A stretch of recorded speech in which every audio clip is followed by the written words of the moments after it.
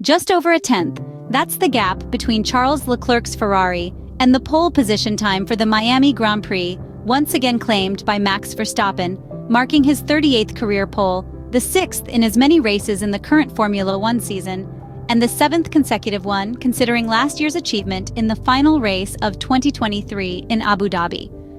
However, the SF-24 performed well on Saturday in Florida. At least Charles Leclerc's did, always close to the Dutch champion, but still trailing slightly.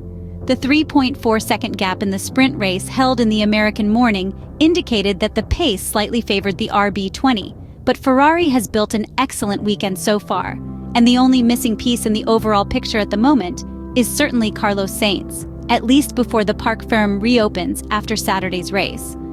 Yes, because the Spaniard still managed to place himself in third position, behind his Maranello teammate at the end of the qualifying session that determined the starting grid for the race. The two Ferrari cars are sandwiched in the middle of the Red Bull lineup, considering the fourth position of a rather disappointing Sergio Perez. After completing the sprint race well with his Ferrari, Charles Leclerc worked hard to prepare himself for the qualifying session. On the Miami track, contrary to expectations, the Monegasque had less difficulty than usual in getting the tires up to temperature, and the result was very satisfying, especially considering that the SF-24 is still essentially in its base form, while all the other cars behind, including Perez's Red Bull, have already installed the first significant upgrades of the 2024 Formula One season. Carlos Sainz, third in qualifying and certainly more comfortable than in Friday's qualifying and Saturday morning sprint race, had to work a bit more on the setup of his Ferrari. His SF-24 was too heavily loaded and struggled to keep up with Daniel Ricciardo, even with the DRS open. For this reason, some changes were made, which apparently bore fruit. Unlike his teammate, the Spaniard is not as optimistic about today's race and believes that Max Verstappen's pace will still prevail, regardless of how the first lap goes. However, there's one thing we can cling to. The pole sitter has never won in Miami in the two previous editions. Will that be enough? Honestly, and unfortunately, we don't think so. The similarities between the sprint qualifying lineup and the sprint race finishing order shouldn't be misleading.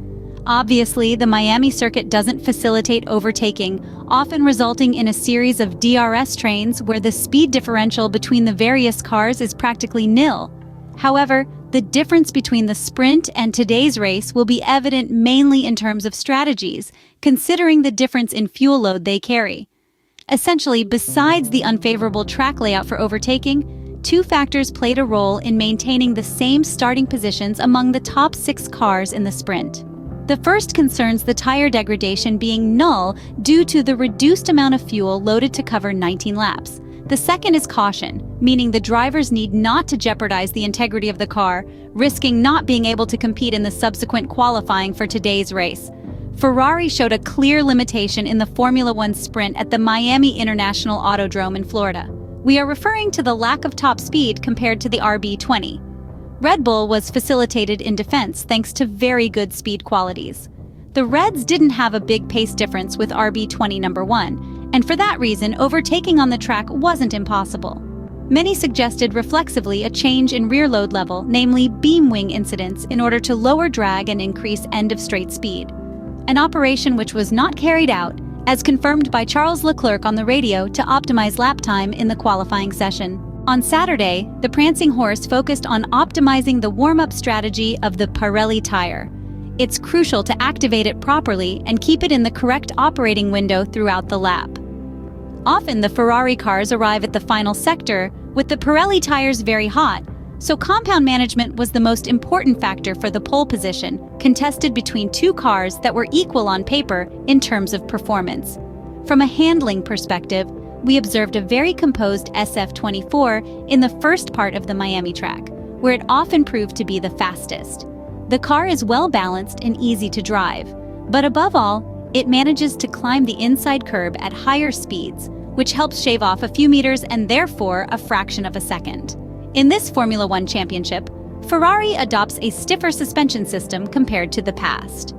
This element helps to work the floor well, and the results were seen in the first sector. On the other hand, this approach penalizes the slower sections more, those slower corners present in the second sector. However, the compromise in terms of stiffness is very close to optimal. considering that the Italian car loses relatively little in Miami, under a tenth.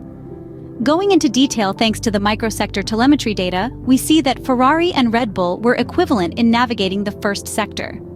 Throughout the F1 weekend, Charles Leclerc managed to gain almost a tenth only in turn 1. Normally, the red car was more competitive both at turns 3 and at 6, where Max Verstappen, however, did better. In the last attempt of Q3, the Monegasque didn't improve in the first sector, and in the S2 he made several mistakes, mainly due to an excessively hot rear that severely compromised the grip developed by the tires at the rear.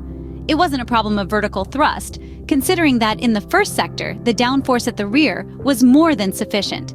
In the entry of turn 11, Charles Leclerc lost the rear, which was already overheating. Then, at the entry of turn 14, he again experienced a snap at the rear of his SF-24 car. This factor undoubtedly compromised the line in the following corners. For everyone, it was very complicated to try to keep the tires in the correct window between the first and the final sector of the Miami track. Pushing too hard in the first sector overheats the tires for the remaining 2 sectors. This was the limit of the Ferrari, which tended to overheat the rear compounds between the end of the second sector and the beginning of the third sector. A very difficult overall balance to find for the various drivers. It is therefore worth noticing that Red Bull builds the lap time in the opposite way to Ferrari.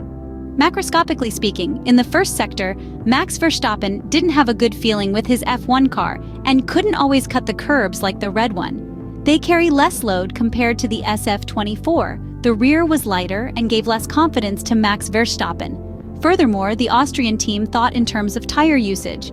Sacrificing a bit in the first sector, the RB20 was more effective in the remaining 2 sectors.